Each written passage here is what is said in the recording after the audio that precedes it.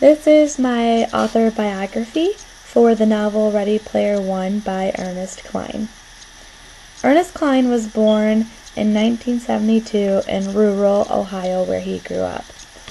During his years, he really loved playing video games. He hung out in arcades a lot.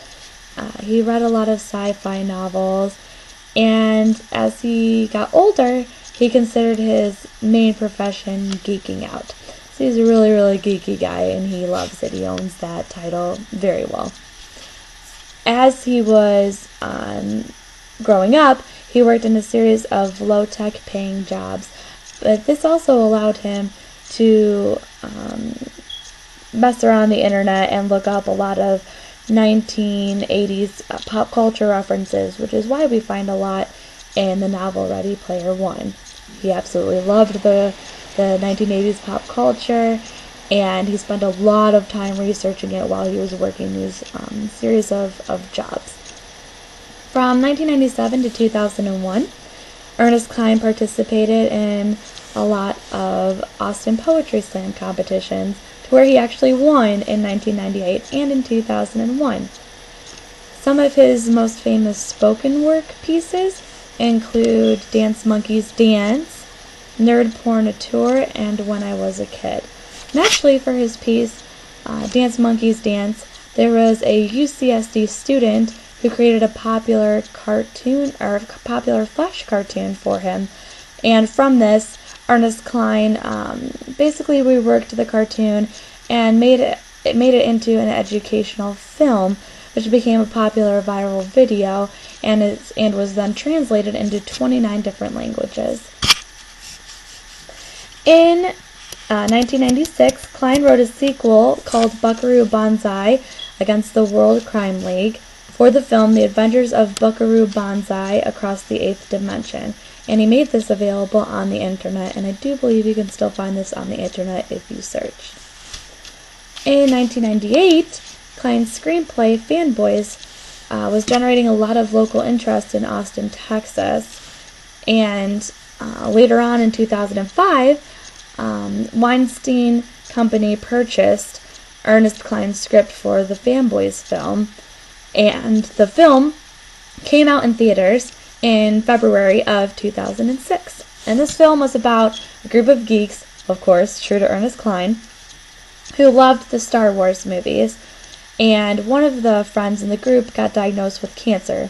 So this group took it upon themselves to bring their friend to George Lucas's house so he could see the movie, the sequel to the Star Wars movie, before anything happened with his cancer. In 2008, Lakeshore Entertainment announced that they would be producing Cline's screenplay called Thundercade. That movie was about a video game junkie in his mid-30s who learns that a younger gamer has beaten his record. So he travels with a group of his friends to the world's largest gaming championship, Thundercade, to restore his former glory. So go ahead and look that up when you can. In June 2010 is when Ready Player One came out. It was actually published by the Crown Publishing Group, and a day later, Warner Brothers actually picked up the screenplay.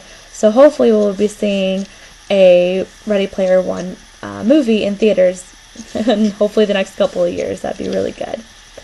And I thought it was kind of interesting that I read that Ernest Cline had his very own 1981 DeLorean, true to his geeky ways. And when he came out with Ready Player One, he actually came out with his very own game for his readers to read through his books. So in Ready Player One, the Oasis existed, and gamers had to find the 3 keys and crack like the codes for these keys, all to get to this fortune that James Halliday left behind when he passed away. So Ernest Cline thought it'd be really cool to come up with his own sort of oasis, and he came up with his own keys and his own codes for people to crack And their prize would be their very own 1981 DeLorean. So when this book came out, that generated a lot of fans coming out and buying the books and getting involved with Ernest Cline's Oasis. I actually just recently read, too, on December 5th, 2012, Cline announced the sale of his second novel called Armada to the Crown Publishing Group as well. It did say that no publication date or plot information came out at that time, so I'm not really sure about what's going on with that book. But be sure to keep your eyes out, because if you liked Ready Player One, and if you liked Fanboys, and if you saw Thundercade, all of them have to do with the geek inside of you, so I'm sure Armada will have something to do with the geeky side of someone. So if you really like that kind of stuff, then definitely go ahead and check it out. So yeah, I think that's all I have for Ernest Cline, and have a good day.